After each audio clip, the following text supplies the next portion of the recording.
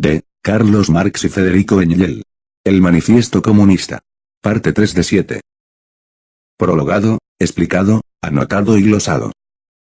Trabajo de Gómez Crespo. Este trabajo ha sido minuciosamente prologado y explicado, a medida que transcurre, a través de referencias específicas a los conceptos propios de Marx y sus seguidores.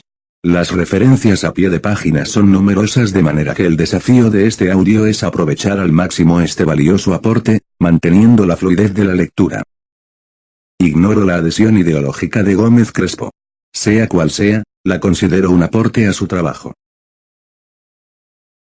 Producción, Alejandro Concha Gajardo, www.alejandroconcha.com. Parte 3. Texto. La división del trabajo y la extensión de la maquinaria, en la situación actual del proletariado, le quitan al trabajo todo carácter autónomo, toda libre iniciativa y todo encanto para el obrero. El trabajador se convierte en un simple resorte de la máquina, del que solo se exige una operación mecánica, monótona, de fácil aprendizaje. Por eso, el desembolso que supone un obrero, se reduce poco más o menos, al mínimo que necesita para vivir y reproducirse. Pero el precio de una mercancía, y como una de tantas el trabajo, equivale a su coste de producción. Cuanto más repelente es el trabajo, tanto más disminuye el salario pagado al obrero. Más aún, cuanto más aumentan la maquinaria y la división del trabajo, tanto más aumenta también el trabajo para el obrero, bien porque se le alargue la jornada, porque se le intensifique el rendimiento exigido, se le acelere la marcha de las máquinas, u otras causas. Nota. La primera revolución industrial, debida a la máquina de vapor, fue una transformación de la manufactura. Las labores profesionales, se dividían en tareas tan simples y sencillas como fuera posible, utilizando la fuerza generada por máquina de vapor, para mecanizarlas. De esta forma, el trabajo se convirtió en una tarea continua y monótona, repitiéndose continuamente el mismo acto. El trabajo podía consistir en hacer continuamente el mismo agujero o en cortar continuamente la misma pieza, haciendo 1000 de agujeros iguales o cortando 1000 de piezas a lo largo del día, todos los días del año. En el Capital, Marx indica, si nos detenemos a analizar de cerca y en detalle este proceso, vemos ante todo que el obrero, reducido a ejecutar de por vida la misma operación sencilla, acaba por ver convertido todo su organismo, en órgano automático ilimitado de esa operación. Como los explotados deben tener hijos, para que sean a su vez explotados cuando ellos mueran, Marx y Engel, a los trabajadores industriales, le dieron el nombre de proletarios, como ya se ha indicado en una nota anterior. El sueldo de los obreros, era el mínimo necesario, para que no se murieran y para que pudieran tener hijos que los reemplazasen. Texto. La industria moderna, ha convertido el pequeño taller del maestro patriarcal, en la gran fábrica del magnate capitalista. Las masas de obreros concentrados en la fábrica, son sometidas a una organización y disciplina militares. Los obreros, soldados rasos de la industria, trabajan bajo el mando de toda una jerarquía de sargentos, oficiales y jefes. No son solo esclavos de la burguesía y del Estado burgués, sino que están todos los días y a todas horas, bajo el yugo esclavizador de la máquina, del contramaestre, y sobre todo, del industrial burgués dueño de la fábrica, y este despotismo es tanto más mezquino, más odioso, más indignante, cuanta mayor es la franqueza, con que proclama que no tiene otro fin que el lucro. Nota. Mediante la transformación de la manufactura en gran industria, gracias a la máquina de vapor. El pensamiento único de toda sociedad, no es sino la ideología que le conviene a su clase explotadora. Esa ideología, es la principal arma con la que somete a los explotados. Quizás nos parezca normal que los soldados en un ejército deban obedecer a sus superiores, pero no hay razón para pensar que un ejército no se puede dirigir de otra forma, por ejemplo, mediante un sistema democrático de elección de oficiales y mandos por los mismos soldados. El ejército es un instrumento coercitivo de los explotadores para mantener su explotación, por eso debe tener un sistema de mandos jerárquico, en el que los soldados son meros peones movidos por poderes superiores.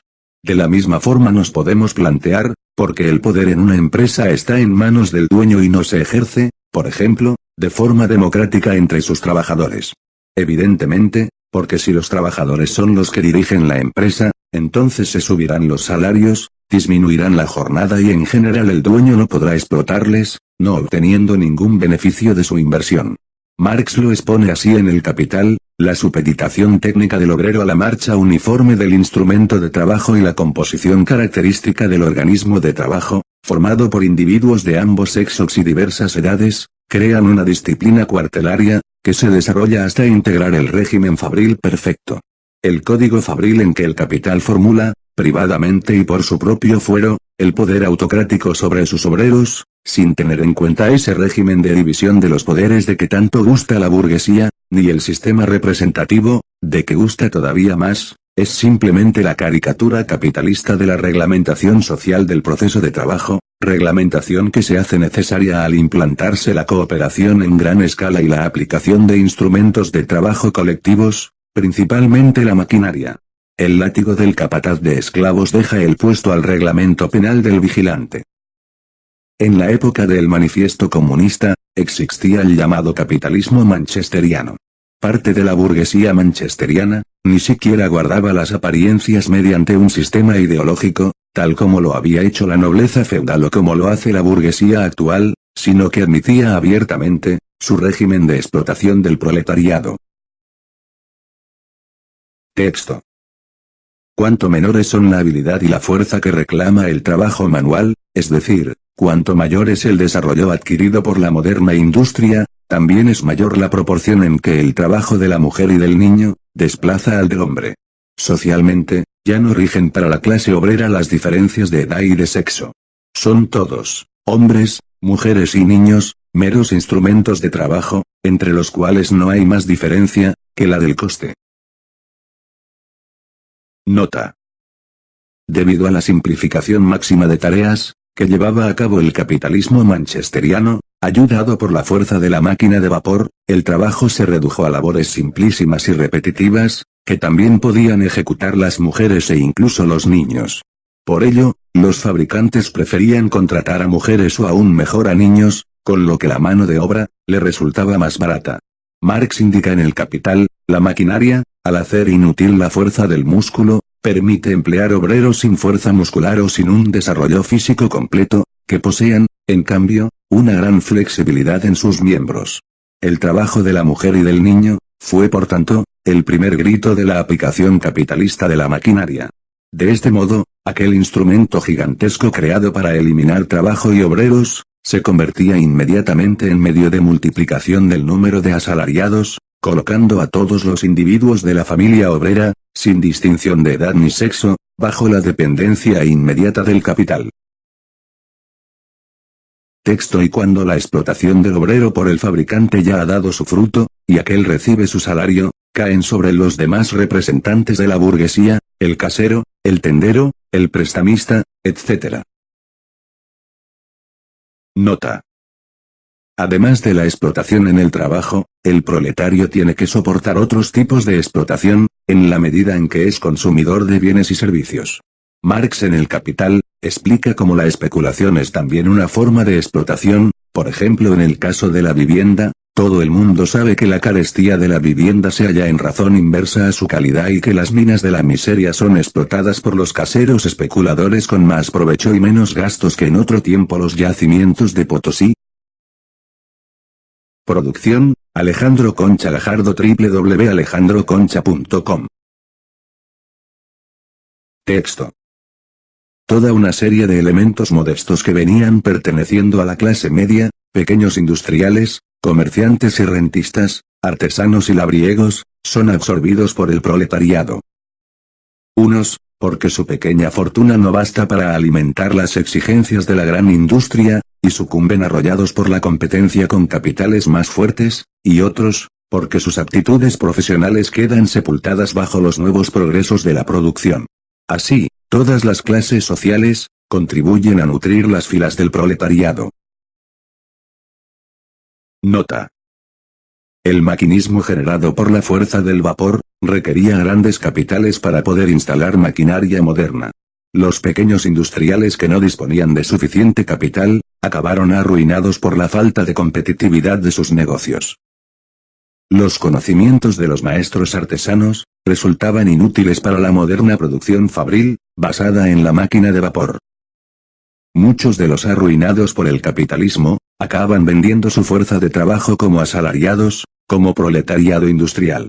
Marx indica en trabajo asalariado y capital. Además, la clase obrera se recluta también entre capas más altas de la sociedad. Hacia ella va descendiendo una masa de pequeños industriales y pequeños rentistas, para quienes lo más urgente es ofrecer sus brazos junto a los brazos de los obreros y así, el bosque de brazos que se extienden y piden trabajo es cada vez más espeso, al paso que los brazos mismos que lo forman son cada vez más flacos. De suyo se entiende que el pequeño industrial no puede hacer frente a esta lucha, una de cuyas primeras condiciones es producir en una escala cada vez mayor, es decir, ser precisamente un gran y no un pequeño industrial.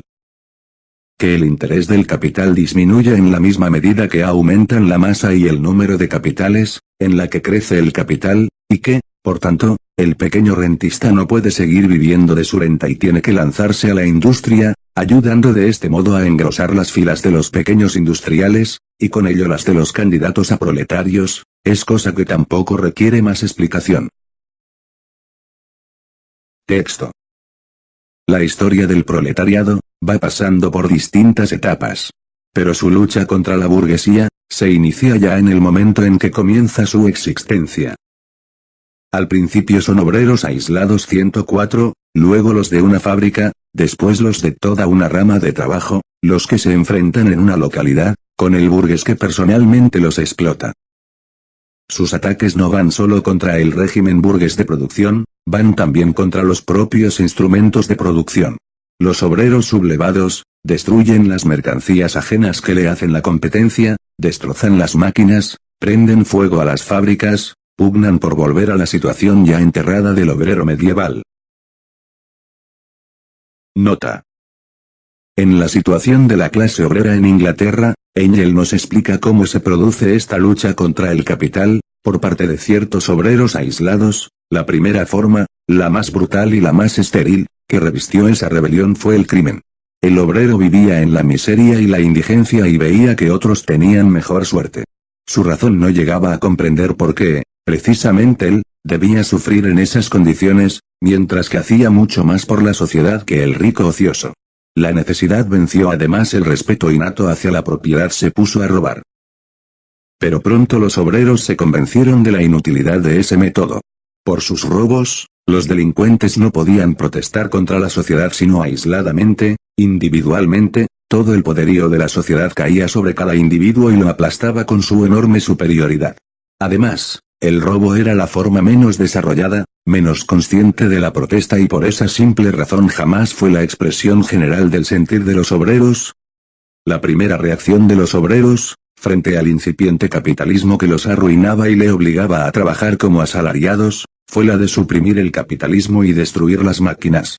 Estos actos eran tan frecuentes, que el Parlamento inglés aprobó leyes condenando a muerte a los destructores de máquinas, y hubo no pocos ahorcamientos. 5 años después de escribir el Manifiesto Comunista, en Revolución y Contrarrevolución en Alemania, Engel indica, no tiene nada de extraño, que al comienzo de la revolución, gran parte de los obreros reclamara inmediatamente el restablecimiento de los gremios y de las privilegiadas industrias de los oficios medievales. Por su parte, Marx expone en El Capital, a finales del primer tercio del siglo XVII, pereció víctima del populacho, una sierra de viento, instalada por un holandés en las cercanías de Londres. Cuando Everett construyó en 1758 la primera máquina de esquilar movida por agua, esta fue quemada por unos cuantos cientos de obreros, a quienes el invento había quitado su trabajo. Hubo de pasar tiempo y acumularse experiencia, antes de que el obrero supiese distinguir, entre la maquinaria y de su empleo capitalista, acostumbrándose por tanto, a desviar sus ataques de los medios materiales de producción, para dirigirlos contra la forma social de explotación. Producción, Alejandro Concha Gajardo www.alejandroconcha.com. Texto. En esta primera etapa, los obreros forman una masa diseminada por todo el país y desunida por la competencia entre ellos. Las concentraciones de masas de obreros, no son todavía fruto de su propia unión, sino fruto de la unión de la burguesía, que para alcanzar sus propios fines políticos, tiene que poner en movimiento, cosa que todavía logra, a todo el proletariado. En esta etapa, los proletarios no combaten todavía contra sus enemigos, sino contra los enemigos de sus enemigos. Contra los vestigios de la monarquía absoluta, de los grandes señores de la tierra, de los burgueses no industriales, de los pequeños burgueses. La marcha de la historia está toda concentrada en manos de la burguesía, y cada triunfo así alcanzado, es un triunfo de la clase burguesa. Nota. En la lucha entre la burguesía liberal y la nobleza absolutista, este incipiente proletariado, que todavía ni siquiera está compuesto por trabajadores industriales, será la fuerza de choque de la burguesía. El ejemplo más ilustrativo, es la Revolución Francesa. Texto. Sin embargo, el desarrollo de la industria, no solo nutre las filas del proletariado, sino que las aprieta y concentra.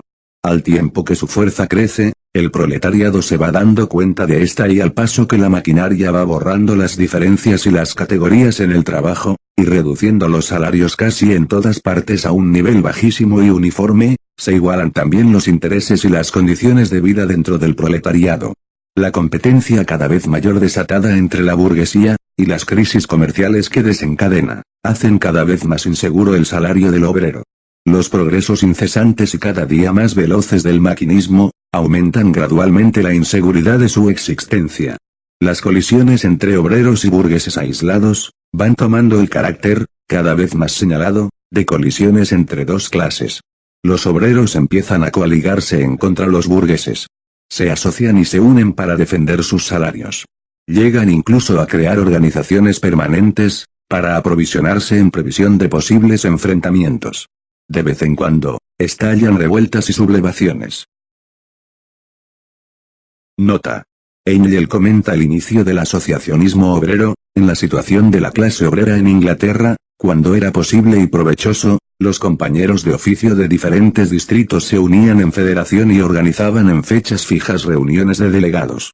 En ciertos casos se ha intentado unir a los asociados de toda una rama laboral a escala nacional en una sola gran asociación, y en muchas ocasiones la primera vez en 1830 fundar una asociación general de obreros de todo el reino, que incluiría una organización particular para cada oficio. El esclavo tiene asegurada su existencia, pues si muere, su dueño pierde el dinero que empleó en comprarle. El obrero ni siquiera tiene asegurado su puesto de trabajo, y si muere, ningún capitalista perderá nada por ello.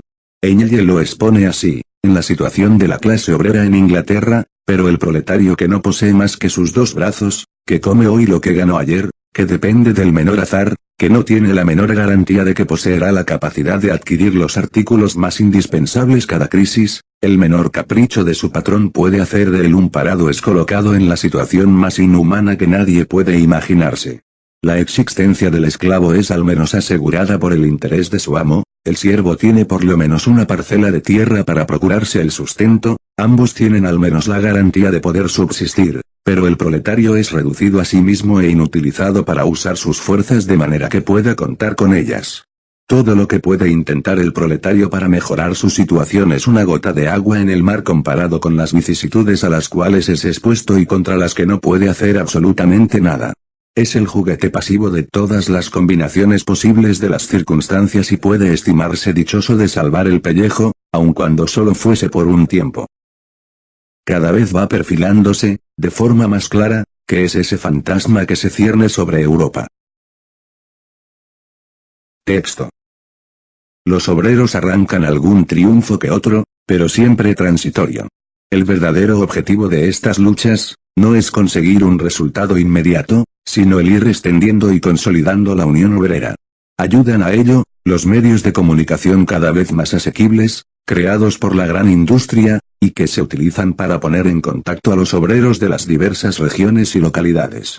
Gracias a las comunicaciones, las múltiples acciones locales, que en todas partes presentan un carácter idéntico, se convierten en un movimiento nacional, en una lucha de clases y toda lucha de clases es una acción política.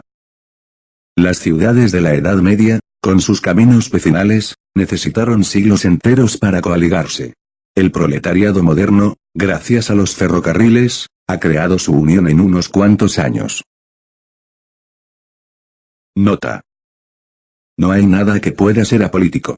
Sobre este asunto, Engel indica en Sobre la acción política de la clase obrera, la abstención absoluta en política es imposible, todos los periódicos abstencionistas hacen también política. El quid de la cuestión consiste únicamente en cómo la hacen y qué política hacen. Por lo demás, para nosotros la abstención es imposible. El Partido Obrero existe ya como partido político en la mayoría de los países y no seremos nosotros los que lo destruyamos predicando la abstención. La experiencia de la vida actual, la opresión política a que someten a los obreros los gobiernos existentes, tanto con fines políticos como sociales, le obligan a dedicarse a la política, quiéralo o no.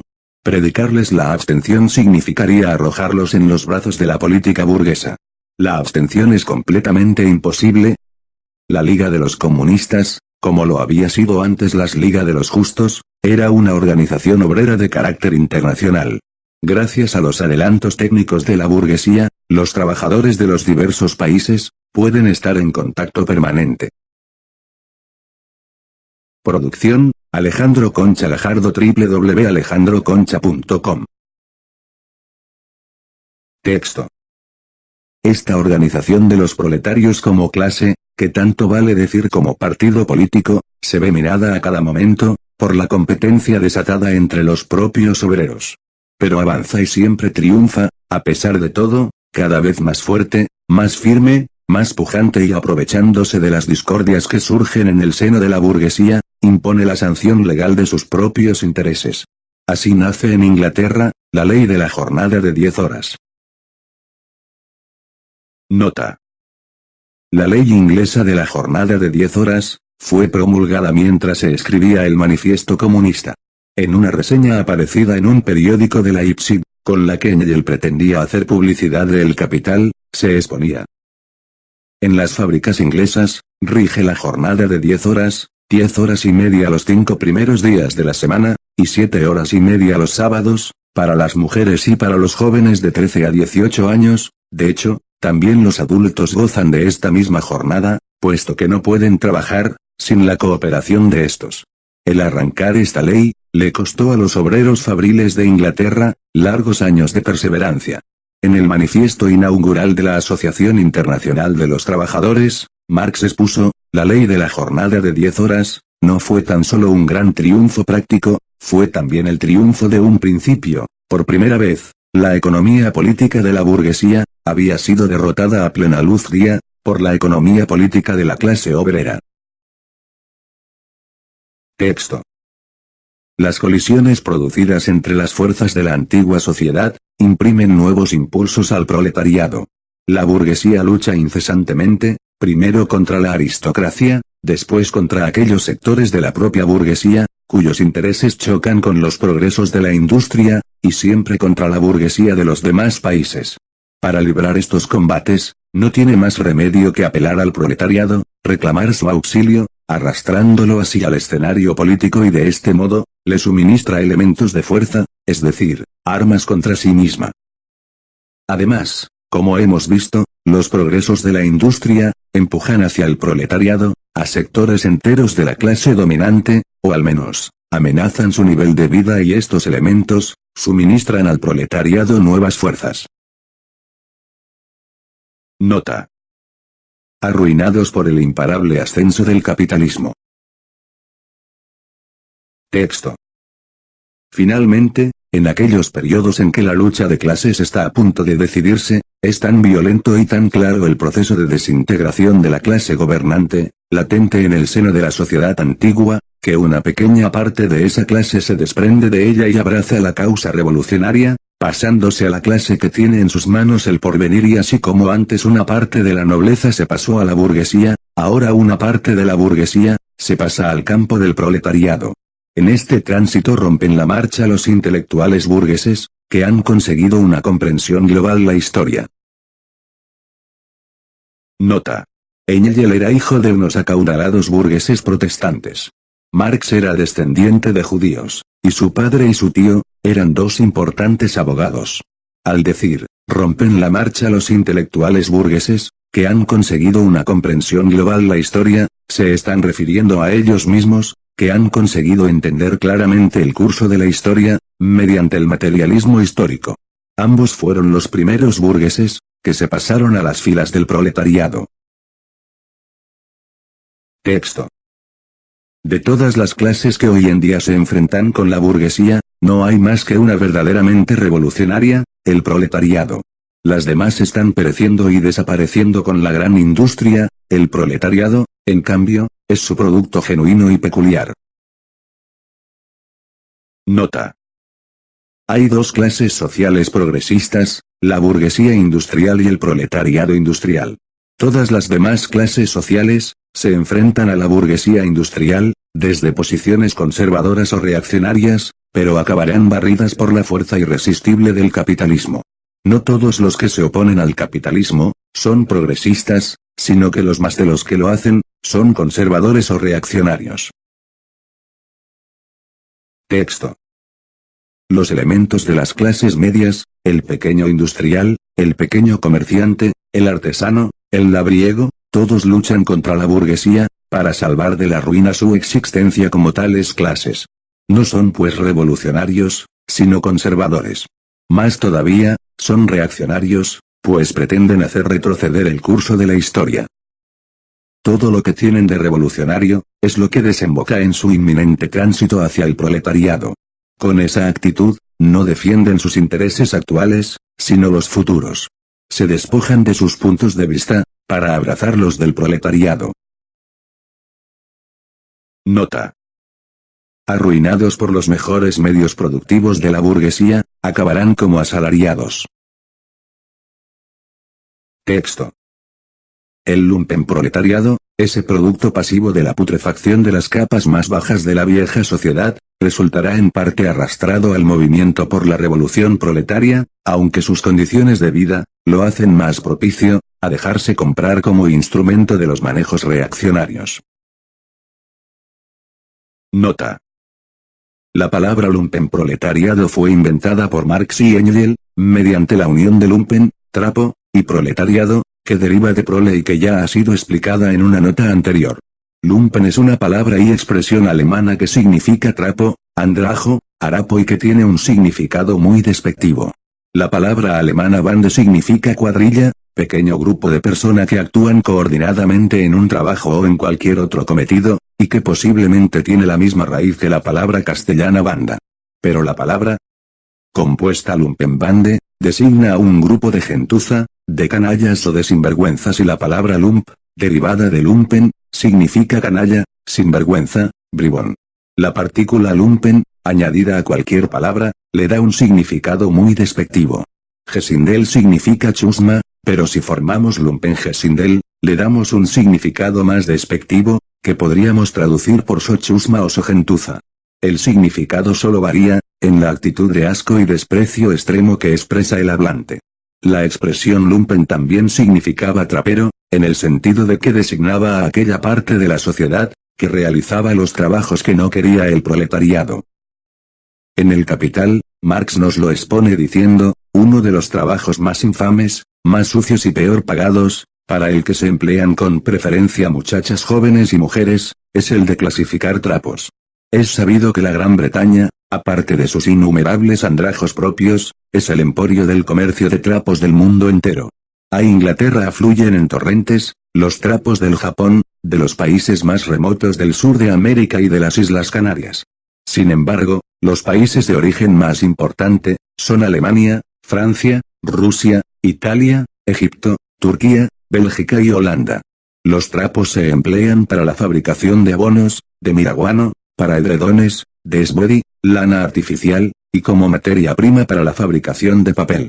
Las mujeres que trabajan en la clasificación de trapos, sirven de vehículos de infección de la viruela y de otras epidemias infecciosas, de las que son ellas las primeras víctimas. Con la expresión trapero, lumpen, Marx y Engels también definían a los sectores más bajos de la sociedad, que realizaban los trabajos que no quería el proletariado, por ser de una peligrosidad y una insalubridad tales, que eran conocidos como mataleros. Estos sectores rastreros de la sociedad, enviaban a sus hijos a trabajar en los sectores industriales más insalubres, como la trapería, el plomo o el fósforo. La expresión lumpenproletariado, también se traduce al castellano como proletariado trapero, andrajoso, harapiento o desarrapado. Indicaba el estado externo de esa masa social, que se cubría con lo que podía. En La situación de la clase obrera en Inglaterra, Engel nos describe su aspecto harapiento, las ropas son verdaderos andrajos, que muy a menudo no se pueden remendar, y que tanto se han zurcido, que es imposible reconocer el color original, las remiendan, y son verdaderos maestros en ese arte, poco importa que sea tela de lana o tela de saco, pana o viceversa. El lumpenproletariado no es parte del proletariado, sino una masa infame, totalmente distinta del proletariado industrial, y que no llega a ser una clase social. Este se vende a la burguesía, y constituye la fuerza de choque con la que ésta hace frente a los obreros. 2 años después de escribir el Manifiesto Comunista, Marx en La lucha de clases en Francia de 1848 a 1850, nos describe cómo la burguesía compra al lumpenproletariado. Para enfrentarlo contra los trabajadores, el gobierno provisional formó con este fin 24 batallones de guardias móviles, de 1000 hombres cada uno, integrados por jóvenes de 15 a 20 años. Pertenecían en su mayor parte al lumpenproletariado, que en todas las grandes ciudades, forma una masa bien deslindada del proletariado industrial. Esta capa es un centro de reclutamiento para rateros y delincuentes de todas clases, que viven de los despojos de la sociedad, gente sin profesión fija, vagabundos, gens sans feu et sans sabeu, gente sin hogar ni ideología, que difieren según el grado de cultura de la nación a la que pertenecen, pero que nunca reniegan de su carácter de Lazzaroni, lumpenproletariado italiano, al que la reacción italiana compró reiteradas veces para que se enfrentara a las fuerzas progresistas. El gobierno provisional le pagaba 1 franco y 50 céntimos al día, es decir, los compraba. Con este ejército de chusma vendida, compuesto por masas totalmente distintas del verdadero proletariado industrial, la burguesía aplastó varias veces a los obreros franceses. Texto. Las condiciones de vida de la vieja sociedad, aparecen ya destruidas en las condiciones de vida del proletariado. El